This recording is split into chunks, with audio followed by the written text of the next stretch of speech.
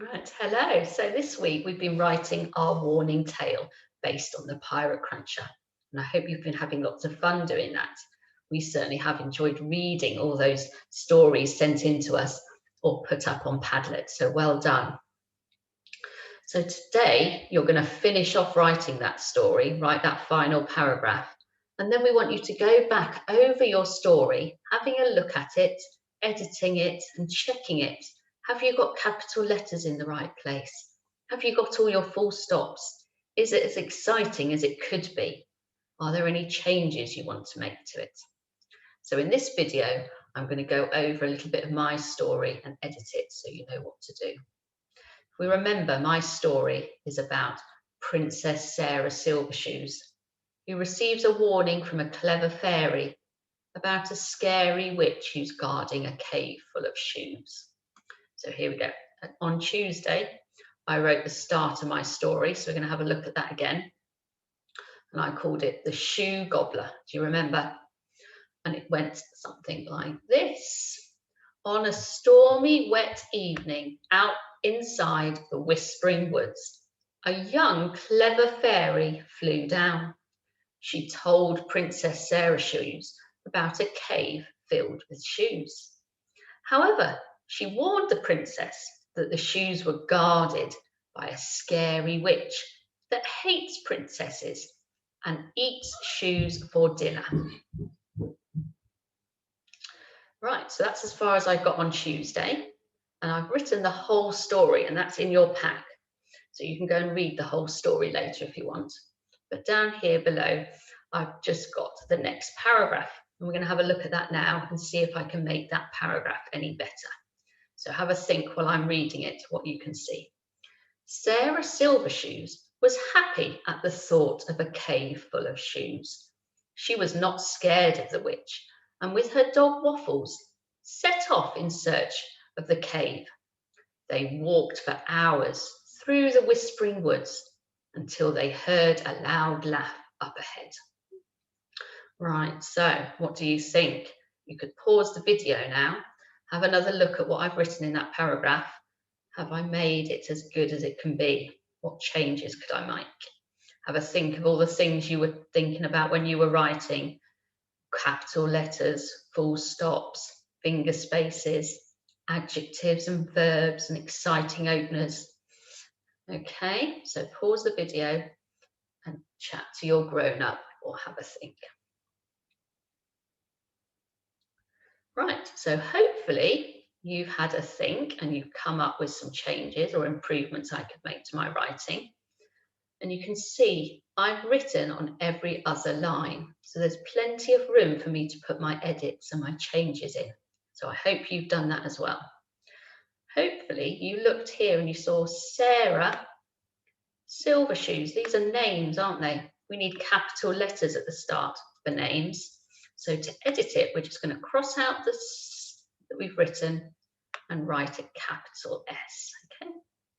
To say that, oh, we should have had a capital, and the same again for Silvershoes. So we don't just have capital letters at the start of sentences, but also for names.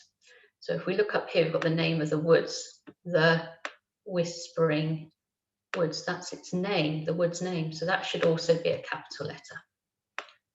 The Whispering Woods, okay? Brilliant, right, so I've got that. Sarah Silvershoes was happy at the thought of a cave full of shoes. She was not scared of the witch, and with her dog Waffles, set off in search of the cave. They walked for hours. I think I took a breath there. What do you think?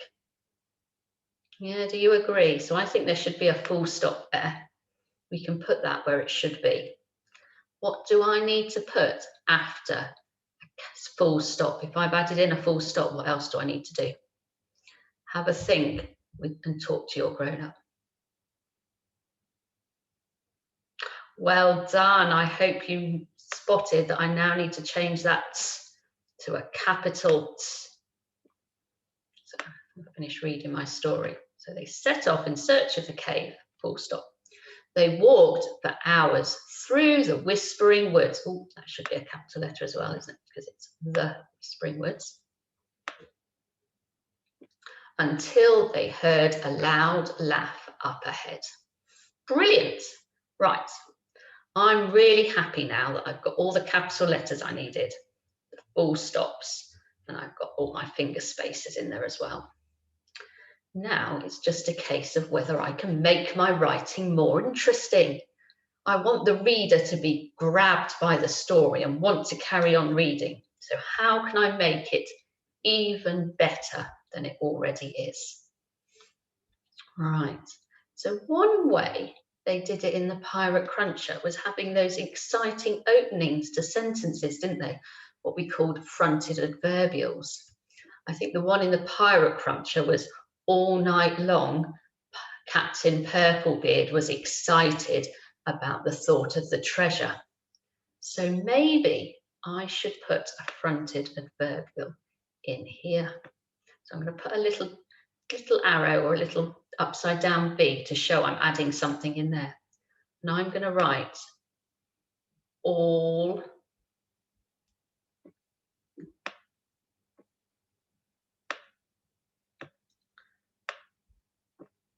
evening. It's very difficult to write with this pen on the screen, so bear with me. Evening.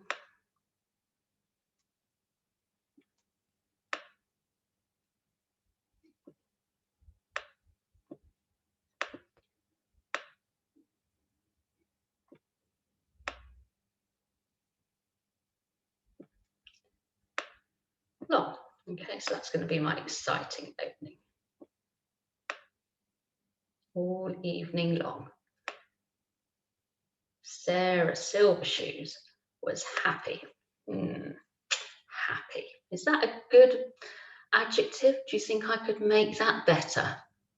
Let's have a look. On my next slide, I've got the word happy here. And I've thought of some better or some more exciting adjectives that we could use instead of happy. So again, pause the video and have a think. What could you use instead of happy?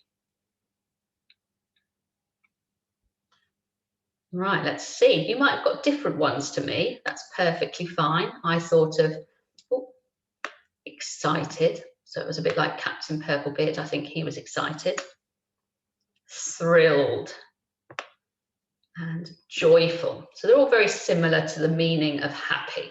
You might have had completely different ones, and that's fine. But I think I quite like the idea of, let's have a look. I don't really want to use excited because I think that was in the other story. So I think I'm going to go for thrilled. What do you think? Is that a good idea? So I'm going to go back to my story. And again, my pen. I'm going to cross out the word happy because I've changed my mind. I'm not going to use happy. I'm going to use thrilled instead. So let's write thrilled.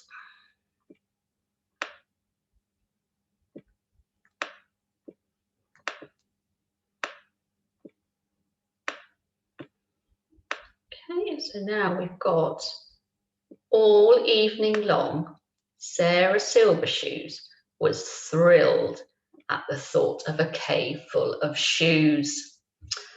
So, shoes.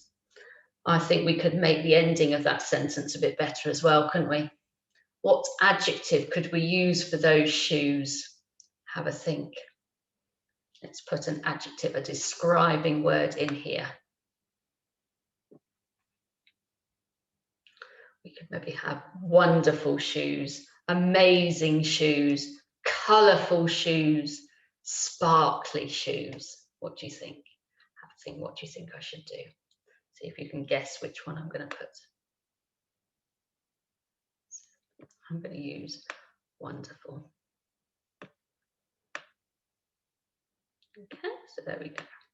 I've described my shoes. I'm not just saying any shoes, but I'm telling the reader a little bit more about them and the fact that they are wonderful, and that sort of explains why Sarah wants to go and find them. Okay. Right, so I think that's a pretty good sentence we've got now then. We've got a nice opening, We've got our capital letters on our name. We've got an exciting adjective to describe how she's feeling. And we've told the reader a little bit about the shoes. So all evening long, Sarah Silvershoes was thrilled with the thought of a cave full of wonderful shoes. She was not scared of the witch, and with her dog Waffles, set off in search of the cave. Again, I think we could describe Waffles, couldn't we? We could put an adjective in here. Was he a funny dog? Was he a cuddly dog? Was he a scary dog? I don't know. What do you think? Have a chat with your grown-up. What adjective would you put in there? I'm going to put faithful, because dogs are quite loyal and faithful to their owners, aren't they? But when you go back and read your story, you can pick whichever adjective you want to put in your story, okay? Just try and give the reader that little bit more information about what's going on and what your characters are like. Okay, so he's a faithful dog and they've set off in search of the cave. So, final sentence. They walked for hours through the whispering woods until they heard a loud laugh up ahead.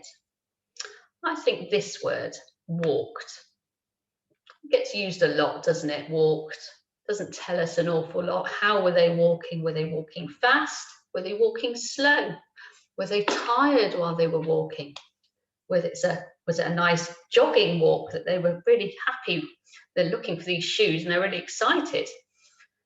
So again, we could have a look and think about different words for walked. So here I've got the word walked down here, and I've thought of a few different verbs that I could use. It's a doing word, isn't it, this time? Whereas happy was an adjective describing, walked is a doing word, a verb. So what other verbs could we use that are similar to walked? Pause the video again and have a chat with your grown-up. Right, let's see, do the ones you came up with match what I've got? Let's have a look, see if I can move that square. Ooh, I want to move, does it? There we go. I've got ran, so they could have ran through the woods. They're so eager to get to those shoes, they just ran. They could have skipped, that would be sort of, they're quite happy. Or they trekked, because woods sometimes lots of undergrowth, maybe it was hard work getting to that cave. I quite like the word trekked. It sort of implies that they're going on a big journey. It's not just a little stroll. They're actually going to have to work hard to get these shoes. So I'm going to use the word trekked. Oh, it's a bit of a wiggly line. So we'll go back to my story, get my pen again. And I'm going to change this walked to trekked. So again, we need to cross out walked because we're not using that anymore. And write the word trekked.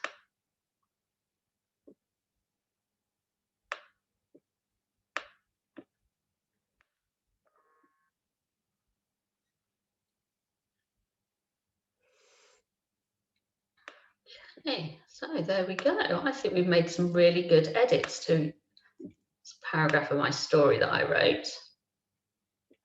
So thank you very much for helping me. And now you can go off and edit your story. Remember, first thing, finish it, because you need to write that last paragraph today. Go back, check for those essential elements of really good writing, capital letters, full stops, Fred talk, finger spaces. Okay, once you've checked for all of those, you can then go back and look at the wording that you've picked. Can you add in any nice openers, some fronted adverbials? Can you change any of those adjectives and verbs to make them a bit more exciting and tell the reader a bit more about what's going on? And again, we'd love to see that up on Padlet once you're done. So good luck. See you later. Bye.